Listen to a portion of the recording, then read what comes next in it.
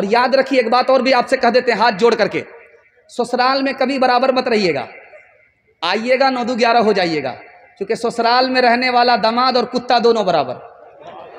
امام شافعی رحمۃ اللہ علیہ نے فرمایا اگر دودھ پینے والا بچہ ماں کی گود میں پیشاب کرے وہ بیٹا ہے، اور بدن میں پیشاب نہیں لگا کپڑے میں پیشاب ہے، تو کپڑا اتارنے کی ضرورت نہیں ہے، 1 مٹھی پانی لیا مارا، 2 مٹھی پانی لیا مارا، گار لیا جھاڑ لیا، کپڑا پاک ہو جائے گا۔ بیٹا اگر پیشاب کرے، دودھ پیتا بچہ، امام شافعی فرماتے۔ لیکن اگر دودھ پینے والی بیٹی ہے، ماں کی گود میں پیشاب کرے، باپ کی گود میں پیشاب کرے، اور بدن میں پیشاب نہ لگے، صرف کپڑے ہی میں پیشاب ہے، پھر بھی 1 مٹھی 2 مٹھی پانی مار لینے سے کپڑا پاک نہیں ہوگا، کپڑا اتارنا پڑے گا، داغ دھبے چھوڑانے پڑیں گے، بدبو نکالنی پڑے گی، گارنا اور نچوڑنا پڑے گا، تب مکمل کپڑا پاک ہوگا۔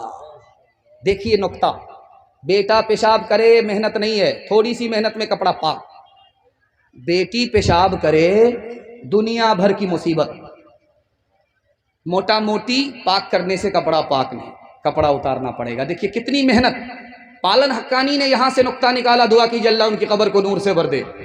پالن حقانی نے فرمایا جس طرح بیٹے کی پیشاب کو پاک کرنے میں محنت نہیں ہے، اسی طرح بیٹے کی تعلیم پر زیادہ محنت نہیں ہے۔ جس طرح بیٹی کے پیشاب کرنے میں زیادہ محنت ہے، اسی طرح بیٹے سے زیادہ بیٹی کی تعلیم پر محنت کرنی پڑے گی۔ کیوں؟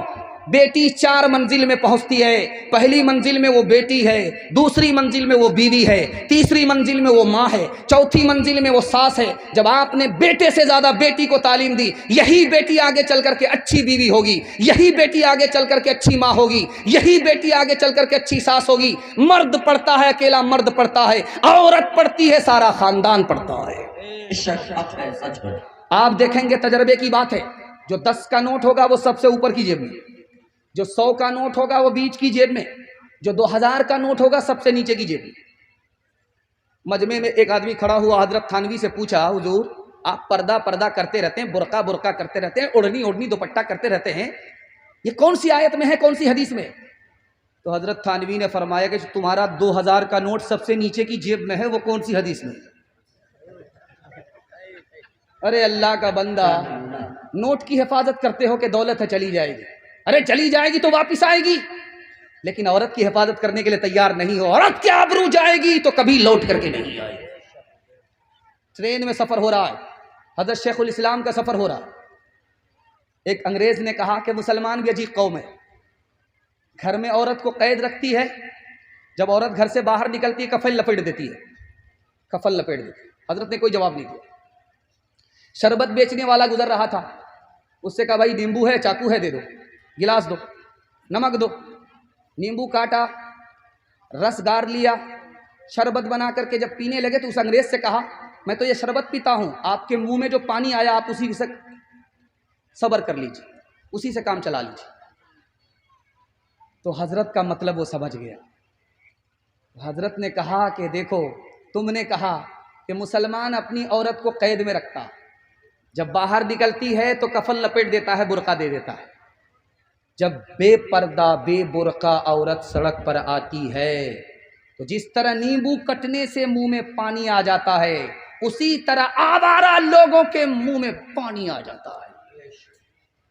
آوڑا بریج آپ نے دیکھا ہوگا، انگریز کا دور تھا، انگریز حاکم تھا، ابھی یہ ملک آزاد نہیں ہوا۔ ایک لڑکی بے پردہ چل رہی تھی، ایک پیچھے سے ایک لڑکے نے چھیڑ دیا اس کو، دونوں لڑکا لڑکی کا مقدمہ عدالت میں آیا، انگریز حاکم ہے، ابھی یہ ملک آزاد نہیں ہوا۔ تو انگریز نے حاکم نے لڑکے سے پوچھا کہ تم نے چلتی ہوئی لڑکی کو کیوں چھیڑا؟ کہا حضور میرا قصور نہیں ہے، چولہے کی آگ جس کو چولہے میں رہنا چاہیے وہاں سے نکل کر کے پیٹرول پمپ میں آ گئی ہے، قصور پیٹرول پمپ کا نہیں ہے، چولہے کی آگ کا ہے۔ انگریز بڑا دور اندیش تھا، سمجھ گیا، اس نے لکھا اپنے ججمنٹ میں، ماہ طیبہ رسالہ نکلتا تھا 1952 میں، اس مقدمے کو لکھا ہے کہ اس نے کہا کہ یہ لڑکا بے قصور ہے، لڑکی کو سروار ہے، اس کو سزا ملے گی۔ کیا سزا ملے گی؟ ایک سال اس برقعے میں رہنا پڑے گا جس کو لے کر کے نبی صلی اللہ علیہ وسلم آسمان سے زمین پر آئے۔ اورنگزیب بادشاہ کا دور ہے، ایک عورت کے خلاف مقدمہ ہو رہا ہے۔ اس لڑکی کا کیس کیا تھا کہ اس نے عورت ہو کر کے 4 مردوں سے نکاح کر لیا تھا ایک ساتھ۔ تو بادشاہ نے کہا کہ او نادان لڑکی، جواب دو، تم نے عورت ہو کر کے 4 مردوں سے نکاح کیسے کر لیا؟ کہا کیا غلط کیا؟ جلسے میں گئی تھی، مسئلہ سنا تھا، عمل کیا۔ تو بادشاہ سر پکڑ کر کے بیٹھ گئے، چوری بھی ہے سینہ زوری بھی ہے۔ تو بادشاہ نے کہا کہ کیا مسئلہ سنا تھا؟ کہا مسئلہ یہ سنا تھا کہ لوگ زنا کیوں کرتے ہیں جبکہ 4 شادی کی اجازت ہے؟ کہا یہ مردوں کے لیے کہا تھا کہ عورت کے لیے کہا میں اتنا ہی سنا تھا، اس کے بعد تو ہوٹل چلی گئی تھی حلوہ پوری کھانے کے لیے۔ جسم پر لباس کی کمی عجیب لگتی ہے، مجھے امیر باپ کی بیٹی غریب لگتی ہے، جس سے آنچل بھی نہیں سر کا سنبھالا جاتا، اس سے کیا خاک تیرے گھر کی حفاظت ہوگی؟ کیوں حیا چھوڑ کے بے پردہ ہوئی جاتی ہو؟